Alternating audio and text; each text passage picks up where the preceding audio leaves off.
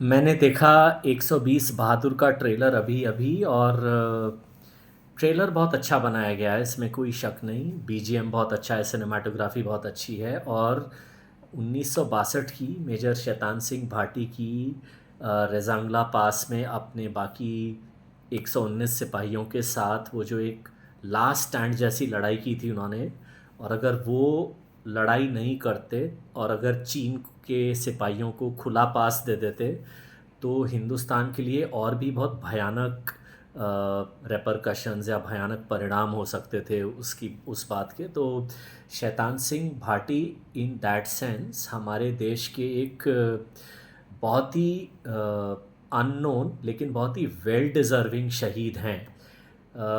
ये तो हो गई बात शैतान सिंह भाटी के बारे में। ट्रेलर बहुत अच्छा है, एक अच्छी फ़िल्म की प्रॉमिस भी कर रहा है।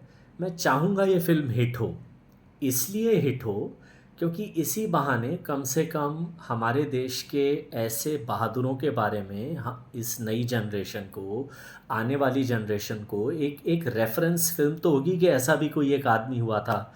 और आप में से कुछ लोग अगर चाहें तो शैतान सिंह भाटी की पत्नी को अपनी पेंशन के लिए क्या क्या करना पड़ा, और वो परमवीर चक्र विजेता थे तो उनको शायद 60% पेंशन मिलनी चाहिए थी, 3% 30% मिलती थी, ऐसी कुछ कहानी है। तो कुछ हद तक 1972 तक हम कितने नाशुक्रे देश रहे ऐसे महान योद्धा की बीवी के लिए, वो भी आप थोड़ा जाके विकिपीडिया गूगल वगैरह पे सर्च करिए। ये तो हो गई थोड़ी सी एक एक बात, लेकिन मैं कह रहा हूँ कि ट्रेलर में उस लड़ाई के बारे में 1962 में चीन ने हमें कैसे धोखा दिया था उस सब के बारे में हल्का हल्का हल्का इंडिकेशन है। लेकिन एक ही प्रॉब्लम ये है कि अ, वो महात्मा कौन थे जिन्होंने फैसला लिया कि शैतान सिंह भाटी का रोल फरहान अख्तर करेंगे। 120 बहादुर नहीं, 119 बहादुर इसलिए लगती है ये फिल्म क्योंकि फरहान अख्तर की जो डायलॉग डिलीवरी है ना, फ्रैंकली वो बहुत कमज़ोर है। वो जो उनकी ओपनिंग सीन है, मैं वो रेडियो पे अपनी चार्ली कंपनी को एड्रेस कर रहे हैं ना, और जो भी डायलॉग वो बोल रहे हैं, बात ज़मीन की नहीं है सरज़मीन की है, वो इफ़ेक्ट नहीं आ रहा है अब अनफॉर्चुनेटली। इस टाइप के कैरेक्टर्स के लिए जो स्टेपल हीरो हुआ करते थे हिंदुस्तानी सिनेमा में, जैसे सनी देओल या अक्षय कुमार, वो सब अब 55 56 60 65 वहाँ पहुँच चुके हैं। और जो यंग जनरेशन है शायद उनमें से कोई इस टाइप के रोल के लिए रेडी नहीं हुआ होगा। हालांकि मुझे लगता है कि रणवीर सिंह इस रोल के लिए बहुत अच्छी चॉइस हो सकते थे, ख़ासतौर से धुरंधर में जो उनके लुक्स हमें देखने को मिल रहे हैं।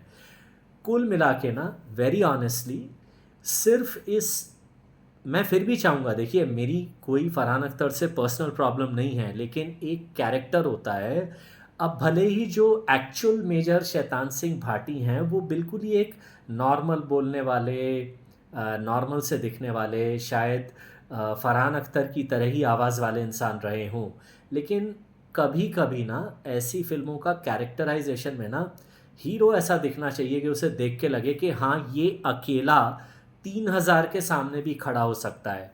फ्रैंकली स्पीकिंग ना, with all the due respect to Farhan Akhtar, उनको देख के फीलिंग आती नहीं है। बावजूद इसके मैं ये कहूँगा कि ट्रेलर अच्छा है for the sake of Shaitan Singh Bhati, और उनका नाम फैले और फिल्म के ज़रिए मैं चाहूँगा ये फिल्म हिट हो।